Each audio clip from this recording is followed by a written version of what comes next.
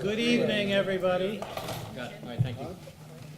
This is the Board of Education meeting for which adequate notice under the Open Public Meetings Act was provided by written notice on January 8th, 2018 to the Courier News, the Echo Sentinel, the Star Ledger, Tappan to Warren, and the clerks of the Borough of Watchung and the townships of Greenbrook, Long Hill, and Warren. Could we have a roll call, Mr. Stiles? Ms. Barone? Here. Mr. Mizio? Here. Mr. Fahey? Here. Mr. Hayek? Here. Mr. Hunsinger? Here. Mr. Martins? Here.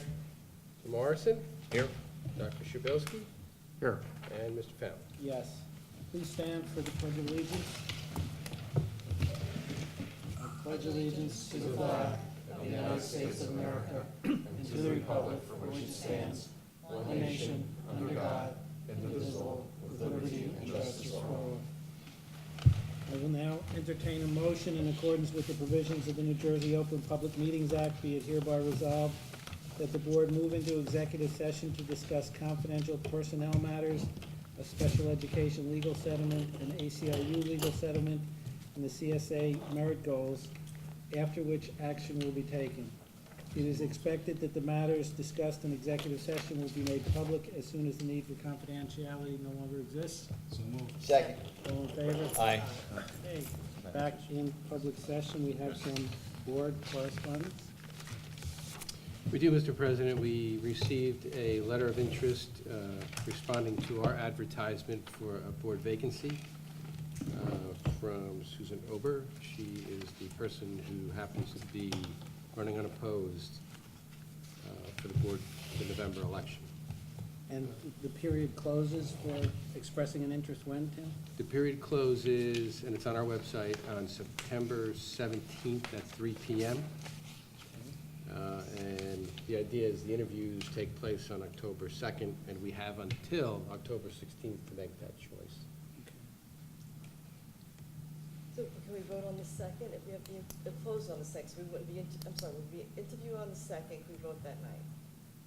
Yeah, We should be able to. Your choice. yep, Yes. But we can. Yes, you can. yes. Yeah, you have to do it within 65 We will days. tentatively put it on the agenda, and if for some reason if people want to table it that night, we can. Yep. So, have you guys done interviews before like They this? interviewed me Yes. last. Yes. Okay. Just meaning like you have a set of questions and a process. Yeah, I gotta dig them up. Go through, you do it in public, You everybody, we present would. questions. Yes. I just want to make sure. Yes, Who's we done we actually did it just last year. We did, and we did it in, Record time. Last October, like, Okay. back Did. on the board. Oh, for you. And you can be the judge of whether the process was successful. Oh, I forgot about that. And we had to, and we had more than one Yeah, candidate. we had another candidate. and we did it for Chris Collins, too, when he was. We did it for Chris. It's all coming back to you now, Rita? Sorry. I believe you were here, right? I'll check the minutes. Least in body, not in spirit. Moving on. Ms. Jewett, superintendent's comment. I'm going to try and make my comments concise because there are so many things I could talk about with regard to the opening of school. The past few weeks have been so inspiring and just so energizing. And, you know, John, you know what I'm referring to in terms of starting the school year. And actually, you both have experience from the beginning of the school year here. We had new teacher orientation. We had a tremendous group of new teachers. They were so collaborative with each other. And, you know, I think one of the nicest stories from the week is one Beth shared where one of the new staff members, one of our new phys ed teachers, is also one of our volleyball coaches. And they had a little break in the new teacher orientation action and she ran over to coach her team. And the rest of the teachers from new teacher orientation went over to cheer the team on and watch. So in a few days, you know, they had developed a really nice collegial relationship. Then that followed with last week, the teachers returning, and we had an outstanding 2 days of professional development for the teaching staff. It started off with a wonderful convocation in the auditorium where our teachers and students actually opened it with a flash mob performance, which it was really, really well done. And I have the video of that I can share with you if you'd like to see, but Angela and Carl Bird put it together, and the teachers came in and rehearsed it at 7:30 that morning and performed it at 8:30. So that was, it was a lot of fun. It was a great way to start the year. And that was followed the middle of that day with our staff barbecue, where the Touchdown Club donates a lot of the food. Coach Soiber and his kids and his father actually helped grill. And we had donations from a lot of the businesses in town, which we will have that on, I believe, our next board agenda. We'll recognize all of the donations we received. And again, it's just a nice time for the staff to reconnect, a very collegial atmosphere. And then we had the students return on Thursday. We had freshman orientation on Wednesday. And it's, you know, it's so nice to see them all excited. And I have to commend our IT department. They managed to get all of those Chromebooks, 500 Chromebooks, configured and distributed to the freshman orientation classrooms to be seamlessly distributed to those freshmen, despite the fact that they came in several weeks late. And the freshmen were very excited to get those. And then we had the rest of the students arrive on Thursday. And the energy in the building on those first days of school, it's tangible, it's palpable. The students are so happy to be back and see each other. You know, they may not feel the same way in December when they want me to call snow day, but they really do enjoy coming back and seeing their friends and seeing their teachers. And even our building is, you forget how big our building is when some of the upperclassmen even actually have to ask for directions in the hallways to some of their classes. I don't know if that's a result of our building being so big or the numbering being so confusing from all of the construction that's been done. So it's really been such a great opening to the school year. And it really, it just sets a nice tone for the rest of the year, and reminds us, of why we're all here. And so, I thank you guys for your service, because you make it possible for the students to have a great experience. So it's really just, it's been a wonderful opening. I know some of you went to see our music technology lab, and if some of you want to, after the meeting, take a walk over there, we can do that. It is just a cool classroom. And the students who signed up for the class didn't even quite know what to expect, because when they walked in on the first day, they were in awe. It's a really, really cool room. Our maintenance staff took a lot of ownership in putting all of the finishing touches on the room, some of the different design elements, but it's a really, really innovative space. And I look forward to talking to the board about creating some more spaces like that within the school. So that's what we'll also be looking to do this year, on having more conversations on that. I know that a few of you may be here, not just because you really like attending our board meetings and they're so interesting, but because we do have a discussion on the Ed Committee report regarding the LGBTQ Literature unit. So we appreciate your patience as we spent the summer reviewing the curricular unit. We had a group of English teachers that formed a curriculum review committee that worked with the English supervisor, who is here, Mr. Jim Aquavia, along with our principal, Mr. Alexis, to carefully take a look at the curriculum. And as I had mentioned last spring, the resounding theme that came through in all of the conversations was making sure that we provide an inclusive environment and an inclusive curriculum for all students that respects all views. And I do believe when Mr. Morrison gives his report on the committee's recommendation to me, which will be my subsequent recommendation to the board, that we have really achieved that goal. And I want to thank Mr. Aquavia and the English teachers for their work this summer, for the time that they spent really doing a very thoughtful and thorough review of the curriculum. And I also want to commend our English teachers and the rest of our staff for really facilitating classrooms where students feel safe to express their views and have courageous conversations. And I think that was acknowledged in a lot of the comments from people who had differing views on both sides last year, that we really do have a very compassionate teaching staff, and we have very compassionate students. And it's to their credit that they are courageous enough to broach some very sensitive and sometimes uncomfortable topics in classrooms, to really help provide the students a safe environment to explore different issues. So with that, I'll close my comments and turn it over to Peter. Thank you. Just a question was, who did they do that performance for? It was for the staff, for the convocation. Okay. Yeah, they did it. I had reached out to. I mean, I saw a very Yeah, poor video of it. Probably from somebody who took it on their phone. I mean, it looked great. I was just curious. I couldn't tell who the audience was. It was the teachers. It was literally, I had spoken for about a minute. They did a parody of One Day More from Les Mis about One Day More of Summer.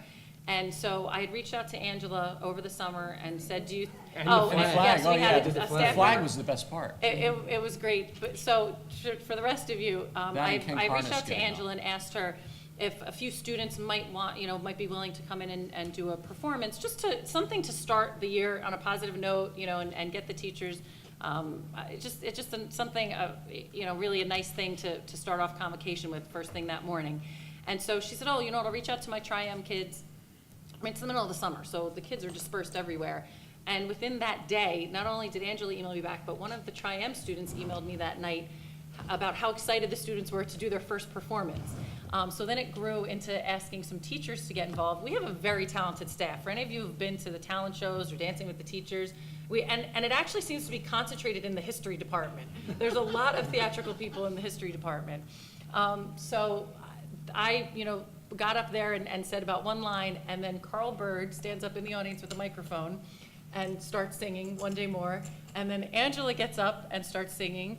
And so the staff at this point is kind of looking around thinking, okay, this is cute, like what's happening? Then as they walk up on stage, Rebecca Brown stands up and pulls a microphone out in the audience. Then Ken Carnes stands up, and so they just kept appearing and popping up in the audience. And then a group of students marched up onto the stage singing their part.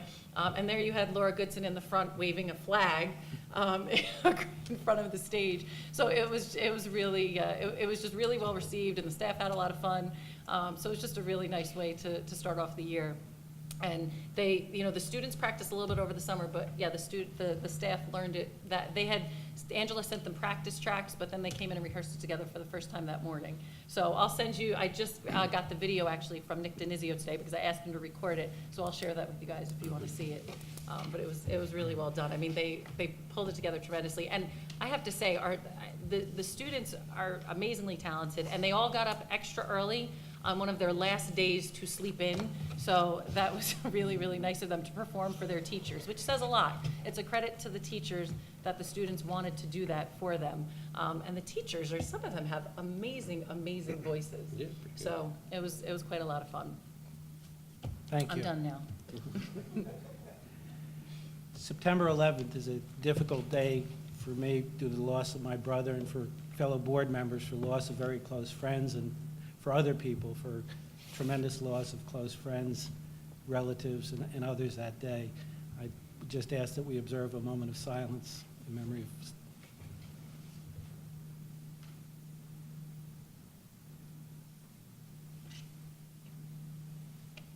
Thank you. Mr. Stice. Yeah, just one thing, just to remind the board, we went through the audit process during the summer, and they're winding down, so sometime in October, Gary Vinci and his gang will be here to present the district audit. So it's going pretty well. Thank you, Mr. Stice. Bob, you want to get started with the education report? Committee Sure. report? Thank you. And I'm going to apologize in advance for the length of this report.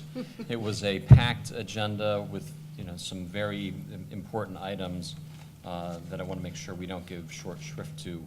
And I'm going to actually take this in reverse order from what you have on your printed minutes from the meeting. First thing I want to discuss is the new Hiv policy. You have a policy in your packets for first reading this evening. During our meeting, Ms. Jewett discussed the revisions to the policy 5512 as per changes to the administrative code that will now give principals, in consultation with anti-bullying specialists, the ability to make a preliminary determination as to whether the incident is within the scope of the administrative code regarding HIV. So this is a change from the way it was before, where once it came forward, they automatically had to move forward with an investigation. This is kind of a pre-qualifying process that they put in place. This change also includes district investigations of HIV for a student attending an approved private school for students with disabilities. The revised policy will be on the agenda for first reading tonight and for second reading at the first October meeting, at which time the regulation will be abolished, since all requirements are now in the policy and the regulation is no longer needed. The second item that we talked about was the issue regarding vaping and smoking, and as it relates to the update of the student handbook. Given the challenges that we're facing today with vaping, changes to the vaping and smoking guidelines were made in the student handbook. The student handbook has been updated as follows. Pursuant to Board Policy 5533, smoking by students will not be permitted on school buses, school grounds, or school buildings, or at school events. This includes all tobacco products and water vapor electronic cigarettes. All paraphernalia will be confiscated and may be turned over to the school resource officer for testing. Students in possession of paraphernalia may be sent out for testing as well. If the test results are positive, consequences for substance abuse will be administered. Penalties for students found smoking or are accumulated over 4 years of their high school career and are based on the following. First offense will include a Saturday detention and a mandatory parent meeting. Seniors will automatically lose parking privileges. Juniors will lose parking privileges for junior year and will not be eligible for parking the senior year. That's for first offense. Second offense and subsequent offenses will be suspensions and/or Saturday detentions, mandatory parent meetings, and students will have lost parking privileges permanently.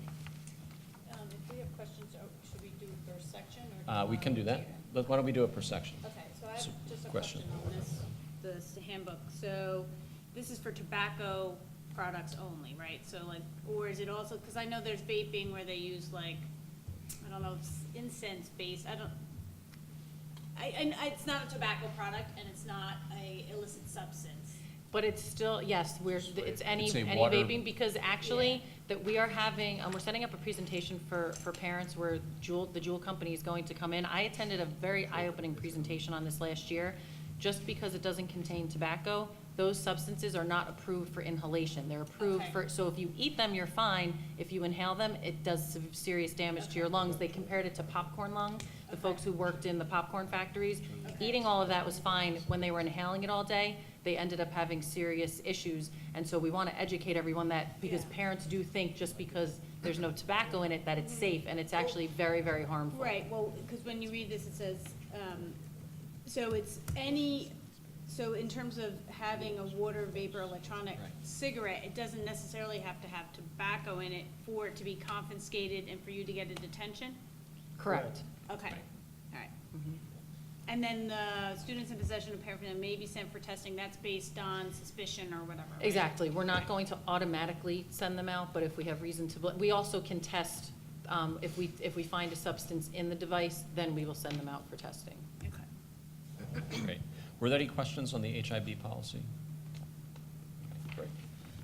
Yes, sir. Just a quick question, because it struck me, the testing, if you didn't specify what kind of testing, I don't know if that's somewhere else or that ought to be specified, whether it matters or not. You mean when the I think it students is are tested? That, we Spelled do out have, somewhere yes, else. Yeah, that's yes, we spelled out have in the that. policy. If you would Good like, I'll question. read the whole policy for I you. would not, but thank you for the offer. Just checking. All right, the third topic that we talked about was the integrity guidelines. Mr. Alexis attended the meeting and informed the committee that after the integrity concerns that arose last year, a committee was formed to review and make recommendations on revisions to our integrity guidelines. The committee consisted of 5 teachers, Vice Principal Sierfoss, and Supervisor Mr. Aquavia, who's here with us tonight as well, who headed that committee. The new guidelines have been included in the student handbook and are being discussed with students in classes this week. Parents will also be informed of the new guidelines in a letter that will be going home this week. Went home today. There will be a review at the end of the year as to the effectiveness of the new guidelines and if further revisions may be needed. One of the main issues addressed was discipline regarding integrity infractions. All infractions have now been reorganized and assigned levels, level 1, 2, and 3, etc. Each level of offense has a corresponding punishment. So it's not that each offense has levels of punishment, but an offense is assigned a particular level that the punishment begins in. So level 1 issues include copying of homework, classwork from other students, internet or any source not of their own, sharing of homework, of any work, of original work or another student, unless the teacher has explicitly stated that collaboration is allowed. Level 2 offenses include sharing specific questions or answers verbally or in writing about quizzes and tests, cheating on tests and quizzes through various methods, such as using unauthorized sources, looking at someone else's paper, using cell phones, plagiarism, taking information from any source, not properly attributing this sort or that source. This can be on any assignment, essay, open-ended question, or research paper. Level 3 offense includes obtaining and or distributing copies of tests and quizzes by any means in or out of school. For any offense, an in-person meeting will be held with the student, teachers, guidance, and parents. Penalties will include Saturday suspensions and a loss of parking privileges, loss of credit, exclusion from honor society, and mandatory counseling. I would encourage all board members to review this work. The link was in your packet. The new guidelines were presented at the beginning of school this week or last week with the teacher and supervisor and the principal, and from all accounts, it was very, very well received by the entire faculty. So for those that were aware of the concerns that arose last year, these are pretty aggressive, proactive steps to discourage a repeat of those offenses in the future. Any questions on the integrity policy changes? Bobby, you mentioned Saturday suspensions. I think you meant Saturday detentions. I'm sorry, Saturday detentions. Yeah, they're suspended from school on Saturday. Saturday detentions, yes, thank you. The final item on our discussion list was the LGBTQ literature. Mr. Aquavia attended our meeting and presented a summary of the book selection process that they went through over the course of the summer. At the superintendent's direction, they formed a committee of 6 experienced teachers that included members both of the language arts faculty as well as other interested teachers. The charge for this committee was to recommend additional works of LGBTQ literature for a unit of study in the 12th grade English curriculum. The committee met for the first time on the 17th of July, and it was held here at the high school to establish the charge and to determine the criteria for selecting the additional books. The criteria that they used for selecting and evaluating the books are as follows. 1, the book had to be complex, fully realized LGBTQ characters. It had to have stylistic complexity to promote emotional as well as intellectual engagement. And 3rd, relevance of the theme to students' lives and to the grade 12 English curriculum. Mr. Aquavia provided the group with several titles and invited teachers to propose additional titles who were on the committee. They also consulted with the New York Public Library Rainbow Reading List for Teens, the LGBTQ resources provided by consultant Caroline Dadas, and the American Library Association's top 250 LGBTQ books for teens. A total of 19 books were selected for review by the committee. On Monday, August 13th, there was a follow-up meeting to discuss the recommendations. 2 works emerged as most fitting for English 4 curriculum to be included with Fun Home. The 2 additional recommended books are We Are Okay by Nina LaCour and Speak No Evil by Uzodinma Iwali. Mr. Aquavia then provided a summary of the 2 books that were suggested for inclusion in the unit, and I'm sure we can get you summaries if you're interested in those. He also then gave us an overview of the discussion that they had with the teachers on how they would approach teaching the revised unit where students would be working from the option of 3 books. They will be presenting the books in class. The unit's going to be taught during the 2nd semester. And the Language Arts Department will revise the unit of study to include all 3 texts. No longer is it going to be a unit focused solely on Fun Home. They will provide reviews of each novel to facilitate student choice, present each book as valuable and worthwhile without privileging one title over another. They will plan the unit around structured small group discussion of the chosen novels. And it's something that's been done similar in other areas of senior English. Dr. Dadas from Montclair is scheduled to provide additional professional development in October 2018 for teachers of seniors focused on this particular unit of study. One of the questions that came up was, what if only one student chooses to read a single novel over other novels? And one of the approaches that they're going to take is that the students are going to be invited to select their first or identify their first or second choice of novel for the unit. And then the teachers or faculty will review the requests prior to the start of the unit to make sure that the groups have balanced representation across the 3 books. They will coordinate students perhaps by moving to second request, and they'll build they'll build groups focused on each novel based on this. With shorter novels like these, students sometimes may choose to read more than one novel for the unit, and they'll certainly be allowed to do that. Regarding how this plan would be communicated, it would be brought, if approved by the board, when it would come before the board at the October 2nd board meeting, it would then be brought up to the parents as part of back to school night, outlining the process for teaching the units with the 3 titles, and they'll outline a procedure for communicating with teachers if a parent wishes to make inquiries. Even with the 3 books that are going to be used in this unit, a parent has the right to object and have an alternative process based on our current guidelines. Mr. Acquavia lastly provided an overview of the committee's decision to keep the graphic novel Fun Home as an option and not to introduce the play version. There had been some discussion about including the use of the play version. And one of the things that came up was that basically that the play version does not have the depth or richness to the play itself as it does in the book, because they quoted from the playwright who actually transcribed the novel for the theater. She said, "The theater can't show you a person's inner life. It can only show you behavior. Activities like thinking, feeling, drawing, or remembering can only be shown on stage if they're externalized." So because of this inability to render a character's inner life, it does not disqualify the script as text that's worthy of the classroom, but as far as the applicability in this particular instance, it just didn't have the depth of characters that they were looking for.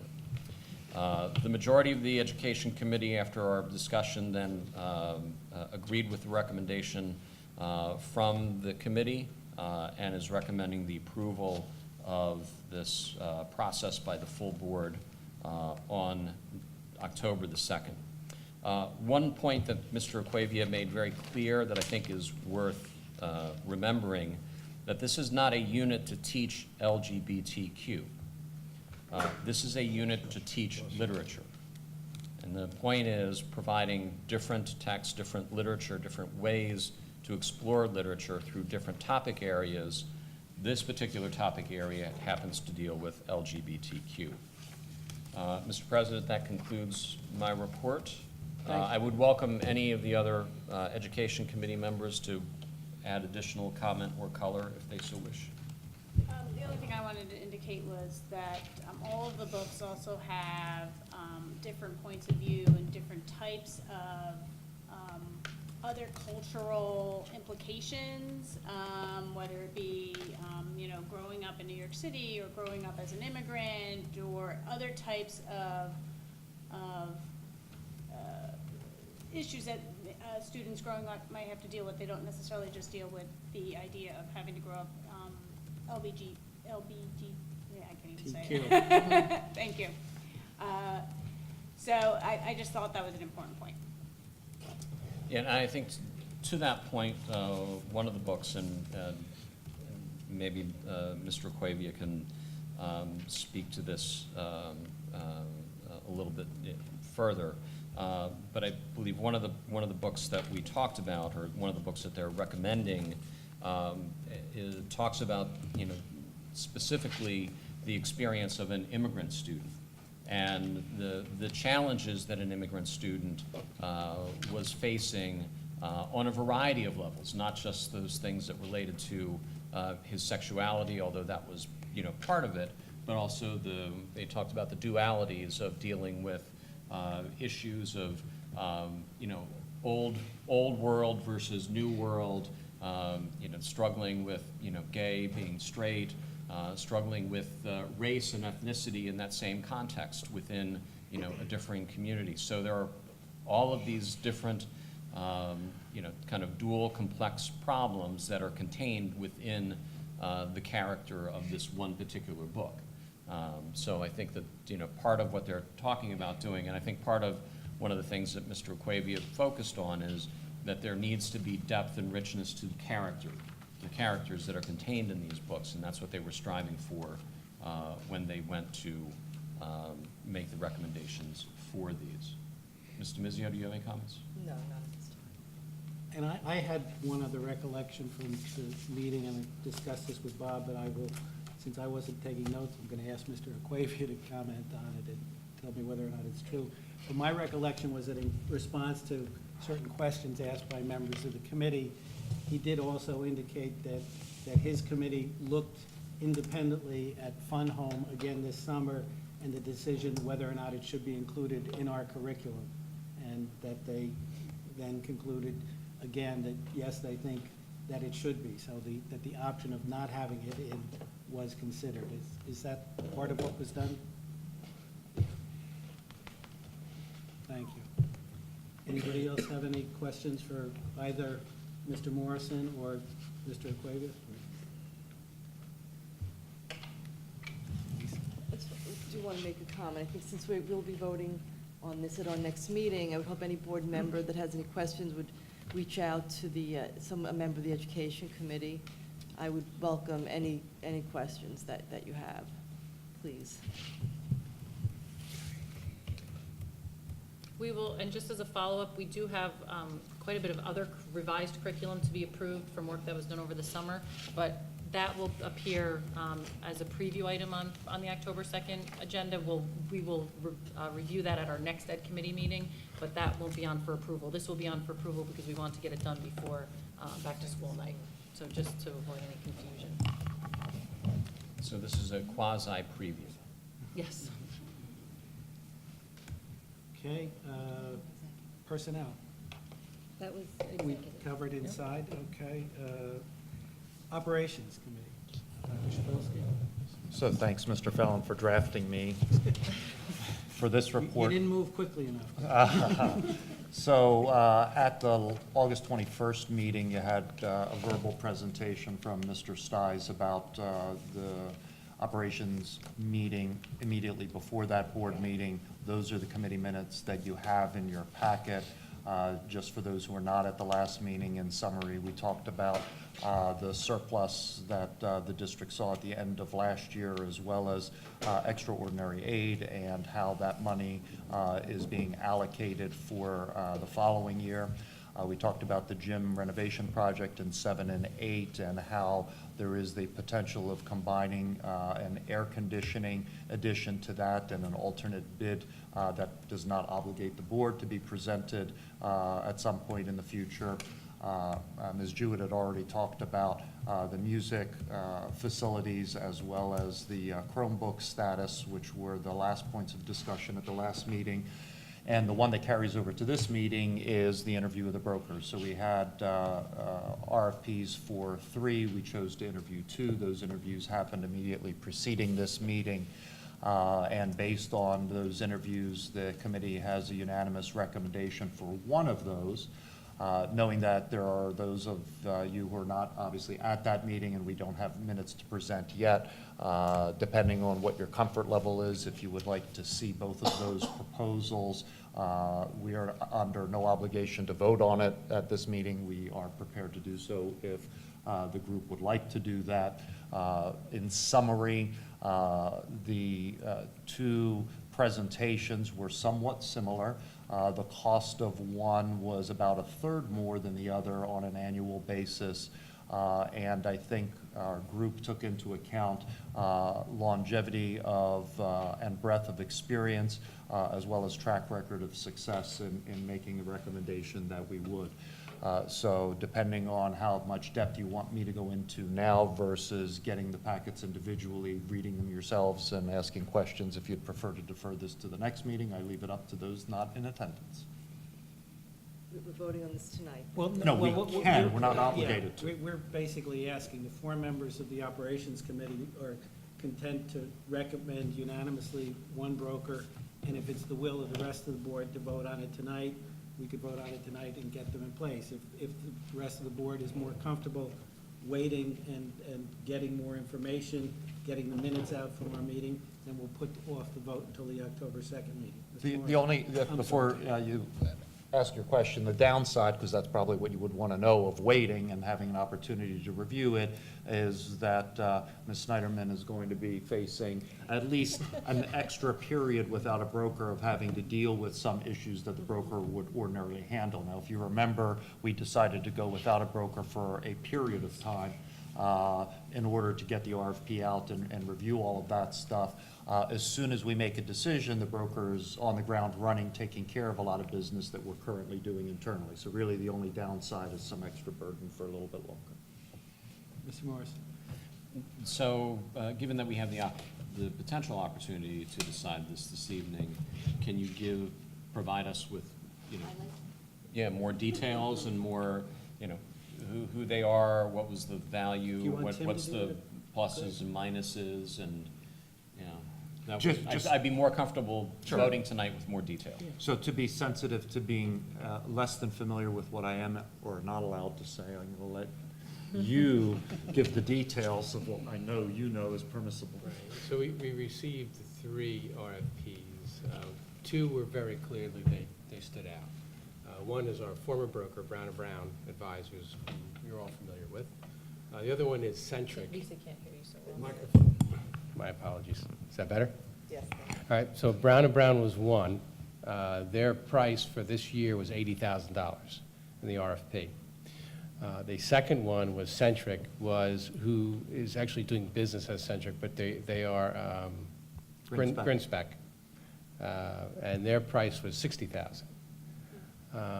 Out of the 2, Brown & Brown clearly has a larger bench, meaning a lot more resources, a lot more brokers, and we've seen that over the years here. But they presented it very well in the interviews, that in terms of assistance during negotiations, they certainly have a lot more resources and a lot more time to give us. Not that the other firm wouldn't step up in that role, but you could tell it was the size of the firm was much smaller as compared to what Brown & Brown can do there. The second thing that was obvious, at least to me, and I'll defer to the rest of the group, the level of clientele in terms of public clientele with Brown & Brown was much greater. And you've heard Mr. Finn say it a lot of times, but they have over 300 districts. The other firm didn't have as many, clearly, and they did a lot of private Mid-20s. work. And Tim, if I could just They can't, interrupt, and that's in that vein also, one of the things about Brown & Brown that they told us is they place districts with every single different kind of risk companies that there are, whether it's the state health benefits, a couple of different shifts, and all the private companies. And they actually have clients that they put into each of the different Right. types of risk-bearing companies.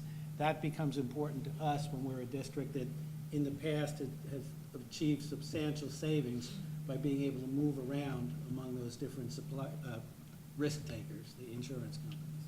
Yeah, and a couple of the things that kind of worked out well. I mean, I can defer to anybody in the group and even Beth on this one, but their discussion on wellness was, to me, was superior to what the other group had talked. Not that the other group was bad. Again, I don't want to say that they wouldn't be as they wouldn't be as thorough. It's just that clearly Brown & Brown, even during their absence, had applied for and helped us get a wellness grant of $9,500, which is going to help us. And they explained exactly how they're going to use that grant to help our district in the wellness program, which is a good thing in terms of, hopefully, in claims, going forward. Healthier people, less claims. How did they address the issue of transparency in terms of communications and their fiduciary duties towards any type of insurance product that they are recommending to us? Yeah, I mean, one of the questions that was asked by one of our board members who,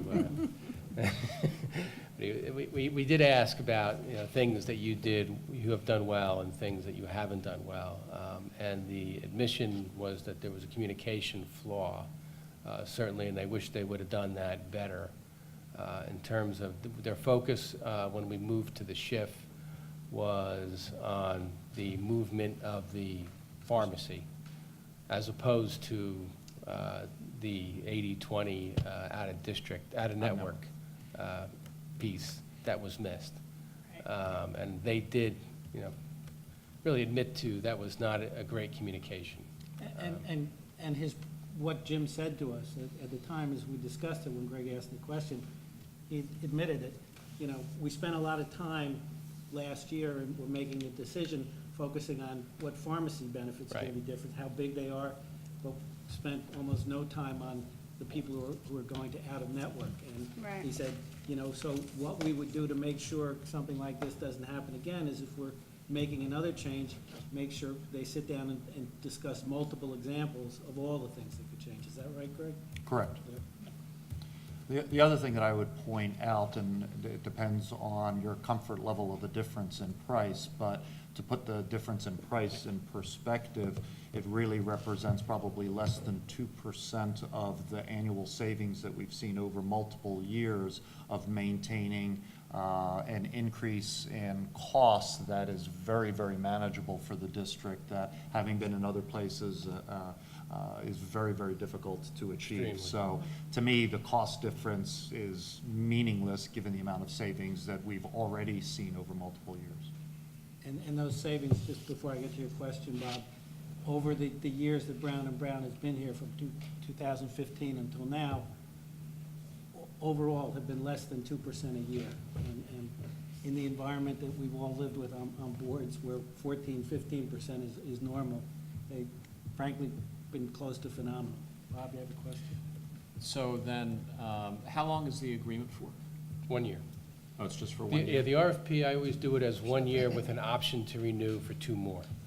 And on the option to renew for 2 more, would we be maintaining that same fee level? No, it actually goes up in year 2.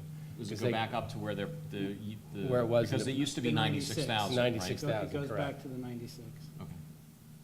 in each of those two, second and third years. Well, certainly the one thing that I like about it is what we know, right? What we know about them, what we know about our fees, as opposed to some of the other options where the fees can, be all over the place depending on the agreement. So, Ms. Steinerman has to work with them, so any comments that you have? I'm in agreement with the comments from the Operations Committee. And it was also significant to some of us that Brown & Brown did work with us to get that $9,500 wellness grant when they had no obligation to and weren't under contract to us. That was big. I mean, I don't know about the others, but I'd be comfortable approving a walk-in item on this tonight. I'm fine with it. Agreed. Okay, all right. Before the end of the meeting, we will have a. Already been taken care of. Just in case. Good. Okay. And that's it on operations. So we're now at the first opportunity for public comment. Please come up and feel free to address the board, state your name, the town you're from, and we limit this comment to 5 minutes. Yeah, it's on the agenda, Mark, go ahead.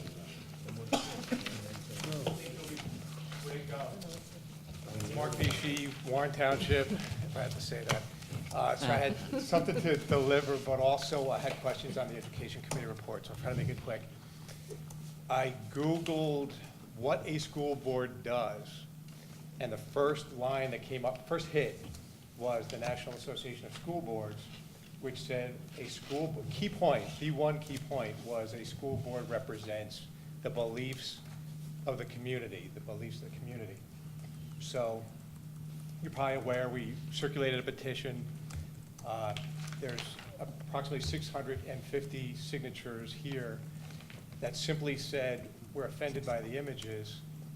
Can you please replace the book? So to me, we've been over a lot of details. It didn't address whether we should be teaching sexuality. It didn't address whether English teachers should be teaching sexuality. It just said the images and the book, very precise. So the best, I think, indicator of what the community's beliefs are the 650 signatures here. And if you believe that that's what the school board does, I think this is the best indicator you have of what the community, believes. I think a lot of work went on. It's spectacular that you guys put so much work into the Education Committee report and the review of all the books. And that was on the, I guess, the inside, if I can call it that. And now this is just to give you the view from the outside. And it seems like because it was so, and now this is off the cuff, you were so specific about the image, the petition is so specific about the images that we are very close to bridging that gap between what the community believes and what the Education Committee believes. I think you said perhaps the book was considered to be dropped from the possible texts, or the play version was a possibility that wouldn't include the images, perhaps. So I feel like the gap is so slender between the Education Committee report and what this represents in the community that we're very close. So I would just ask that the board considers the views of these 650 people. There's actually probably 700 in here. There's a couple of outside of districts, so we limited it just to the adults in the sending districts. That's it. I was just wondering, because I hear, do you want me to? I'll take it. Yeah. Yeah, I'll give it to Tim, our business administrator and board secretary. Yeah, and for the minutes. Yes. Mr. Secretary, it's just, the board's supposed to represent the community's beliefs per that National Association of School Boards. That's a representation of the community's beliefs. Make it easy on the minutes. Okay, 2 questions on the Education Committee report. Would the parents have to provide written consent to the choice of the book? When public comment closes, I'll address any questions that come up. When any questions that come up, I'll make note of, and then when public comment closes, I'll be happy to address them. Okay. Does that work? Yes, it does. And I'm only one person, so I don't know. It seems to me, I'm not representing anybody. I'm the messenger for the 650 people so far. So my last thing was, I was wondering whether the details about the Education Committee report would be available to the public before the October meeting. That would be probably useful. But we don't approve the minutes. Do they get Generally- subsumed in the minute? What's that? Do they We don't get approve subsumed them in the until- minute? But Mr. Morrison's comments here tonight about the Education Committee report will be in the minutes. Okay. Which will And be that was attached to a that. fairly detailed I guess there'll be more precinct detail than the minutes.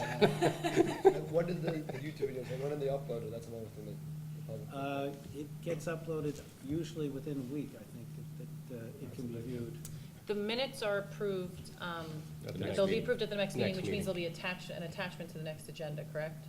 Yeah, So they'll be available prior to the meeting when the agenda's posted. Okay. right. Okay. So, and So since it again, I'm doesn't only- seem like there's gonna be a plethora of questions in terms of your first question, if, we have to, as a school, honor, if a parent, if a parent were to email the teacher and say, I do not want my child reading, this particular book in this unit, even if they say they want to read that book, as their parent, I'm not giving them permission to, that's something that we would have to honor. It may involve a meeting with the parent and the student, just to make sure that there's, I'm just saying hypothetically here, it depends on the individual situation, because we want to make sure that the student's comfortable in the class and aware of the decision and all of that, so it would probably involve a conversation with the parent. But yes, that is something that, that we've discussed as well. Okay. So again, I'm only one person, but I think if you had considered removing the book, that would satisfy all those people that they asked to be, removed, have the book removed. And if it's a play version, it's the images that they objected to. So it seems like we're, in my one person's view, very close to not having big meetings again. Thank you. Thank you. Thank you, Mark. Thank you. Anyone else like to address the board? Seeing none, I will close. No, I just said, does anyone else want to address the board? Seeing none, I will close this first opportunity for public comment. Mr. Fowler, just a clarifying question either for the superintendent or for Sure, Mr. Mr. Acquavia. Because I believe we did talk about and I guess this will be formulated as they work it out, but there is a process where the students themselves will be given the summary of the books and reviewing, and that they will choosing which of the or they will choose their top two choices of the books, and then based on their choices, they would then be assigned to the various groups so that the reading groups are equally represented. So you don't have everybody in one group and only one person in the other group, again, to address kind of the equity issue that we've been I believe what dealing we'll with. do is we'll give them reviews, most likely, so that way it doesn't give away the plot of the book. It's not Right. but it's a review that explains the book, that describes it, and then they will make a choice. Right. And again, a parent, as Mr. Vishy had brought up, a parent can overrule their child's request. What if that child's 18? They still, because Our they're, board council has told us that because they're not- unless the they're child's been emancipated. that we would have to honor the parent's Mhm. request. And the parents would have the summaries as well. Yes, and this will all be, exactly, I mean, and all of our curriculum is posted online, so once it gets, approved by the board, it's all there, so yes.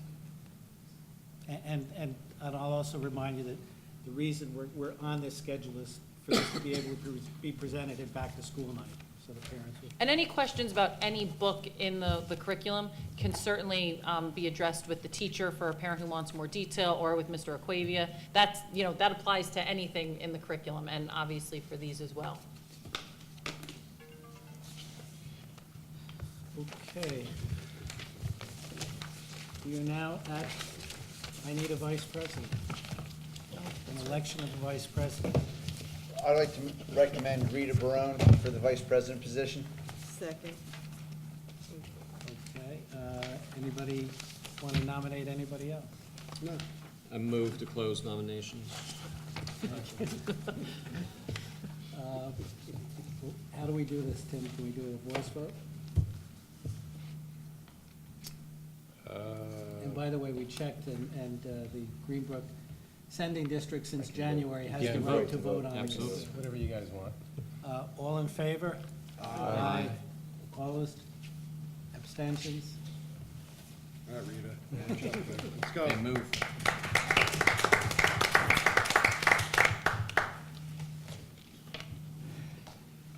Board discussion. As we spoke of earlier in the meeting, we're going to have our 10th member, hopefully, at either the first or the second meeting in October. We had started discussion of having a board retreat, and the issues I wanted to throw out for discussion. Gwen Thornton from School Boards often recommends That's because you want to take pictures and. that we do a board self-evaluation before the retreat in order to help her focus on particular issues. So I'd like to just hear from the board on whether or not we're going to go through a board self-evaluation, or we're just going to ask Gwen to come in and work with us.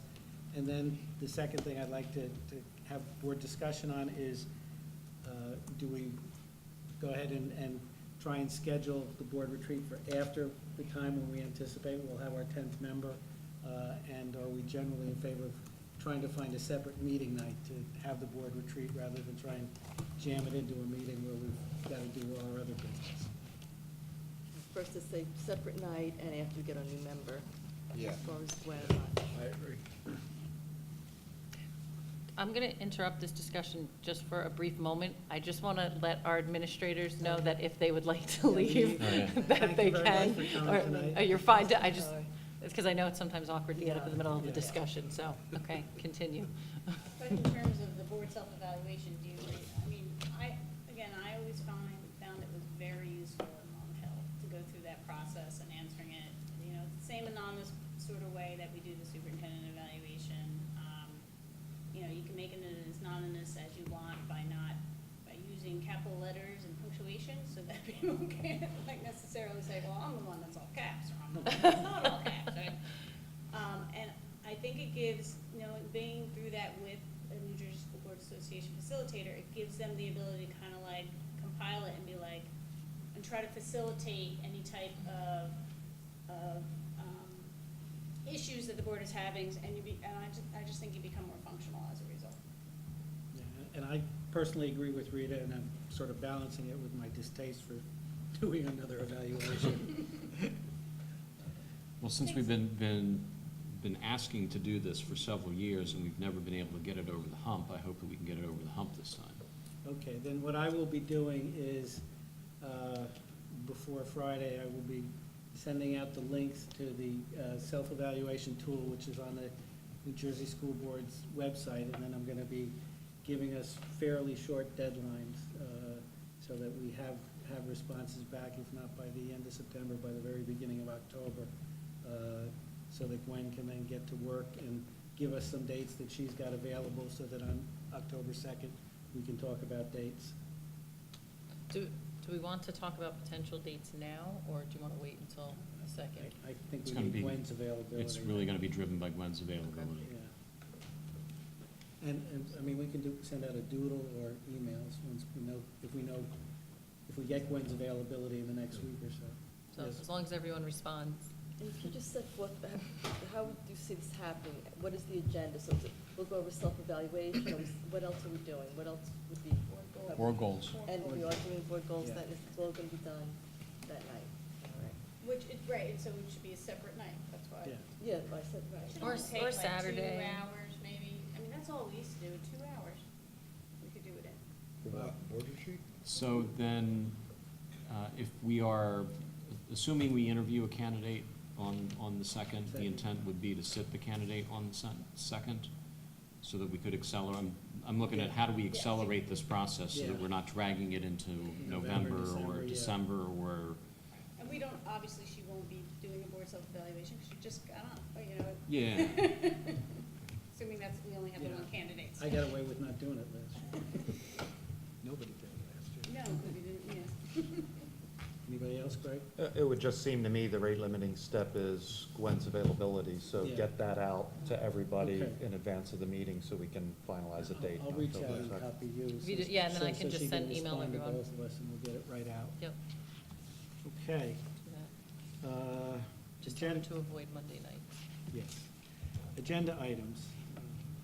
Mr. President, I'd like to move items A1 through A5. Second. Is there any discussion of items A1 through A5? Mr. Stiles, can we have a roll call vote, please?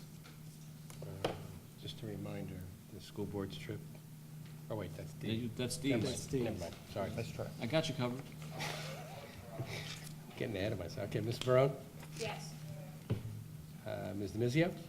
I'm gonna abstain on A1, A2, and A4, since I wasn't here at the last meeting to hear the discussion of the HIB incident, and then yes to everything else.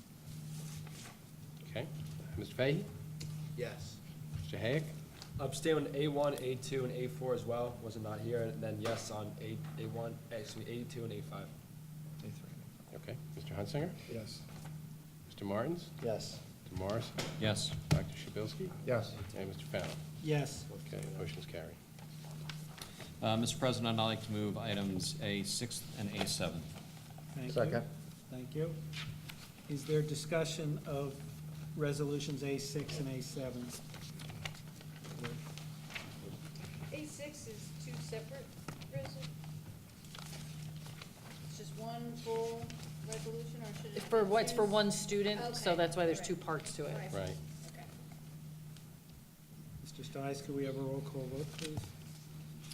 Ms. Barone? Yes. Mr. Mizio? Yes. Mr. Fahey? Yes. Mr. Hayek? Yes. Mr. Hunsinger? Yes. Mr. Morrison? Yes. Dr. Shabilsky? Yes. And Mr. Fallon? Yes. Okay, motion's carried. Mr. President, I'd like to move items C1 through C24. Second. Thank you both. Any discussion on resolutions C1 through C24? Mr. Stiles, can we have a roll call vote, please? Ms. Brown? Yes.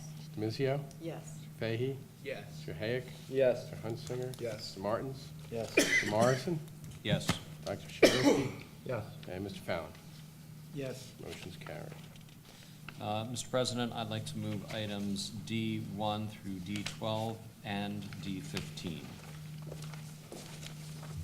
Okay, D1 through D, did I get a second? Second. Thank you, Bruce. Any discussion on resolutions D1 through D12 and D15? Mr. Stiles, can we have a roll call vote, please? Ms. Brown? Yes. Mr. Mizio? Yes. Mr. Fahey? Yes. Mr. Hayek? Yes. Mr. Hunsinger? Yes. Mr. Martins? Yes. Mr. Morrison? Abstain on D5, yes on all the rest. Dr. Shabilsky? Yes. And Mr. Fallon? Abstain on D5 as it relates to my expenses, and yes on all the rest. Okay, motion's carried.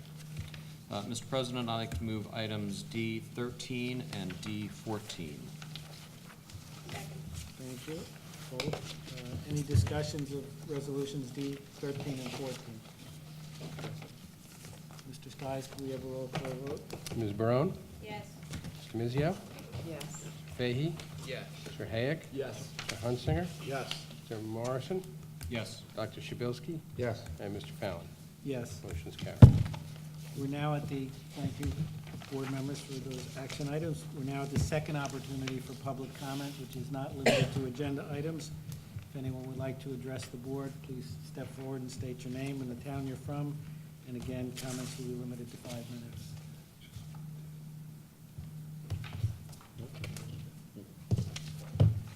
Going once, going twice. I will close the second opportunity for public comment. Board members, any other business? Are we not voting on the walking item D15? Already done. Already done. You voted yes. Just for the record. Large group of Ds, I was like, yeah. Sorry. We got your back. It's rough, you just started another school year. Thank you for coming up. No other business. I would remind people that if you haven't seen the music tech room, the superintendent will open it up again. Be You can happy to take a take look you at over it there. now, and I would entertain a motion. How about other business? We did. I've asked twice. No, you didn't. You just said that we don't have any other business.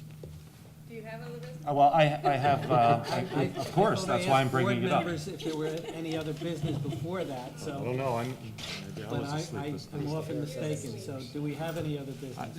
Just a follow-up on the Chromebooks. Obviously, we heard that we finally got those out, and very appreciative of the IT staff, Tim and everyone else who contributed to getting that done in a timely way. Those on the board and perhaps members of the public are familiar with our desire as a board to have those better integrated and more used, and I just want to know, and I'm not asking at this meeting, but for some future meeting in the not-too-distant future, that we get an update on what in-service has been done, how, what is the plan to get better implementation of them. Just putting it on your agenda And plan. I also want to give a shout out to our buildings and grounds crew. As the superintendent indicated before, they got very involved in the design of the space over there where the music tech room is, including finishes on the walls, some which are, you know, not revolutionary, but certainly extraordinary for a school. And Chris, our director of buildings and grounds, really got into it, was pestering the superintendent numerous times on choices, and the members of his team did an absolutely bang-up job in putting that room together. And one of the good things for the district and the board is it opens up the possibility for you know, other projects in the building being done by them rather than having to be contracted out which could be great savings for the district in the future. And the vendor actually said that it's the nicest room they've installed equipment in anywhere. And they've done them at colleges as well, but they said generally it's a white floor, white walls, white ceiling, so it's just a regular room that you're putting a lot of equipment in. So they actually want to come and do a photo shoot, so we're going to find out what's in it for us. Yes. But they did comment that they were really impressed by it. Yeah, it's beautiful. Now, Anyone else who would like to see it as well is welcome to. yeah, So you're going to come back? any other, No, I had a comment for Greg. My youngest, as you know, is a freshman. 3 days of school, he uses Chromebook in every class. Touchscreen now. and There's your data, data of one. and it, It's valid and reliable. Another, how many hundred to go? and it broke on the fourth day. My nephew, the same thing. About 900. None of his classes required We're making progress. All he carries is his Chromebook. Okay. Thank you. Second? Second. All in favor? Aye. Thank you, everybody.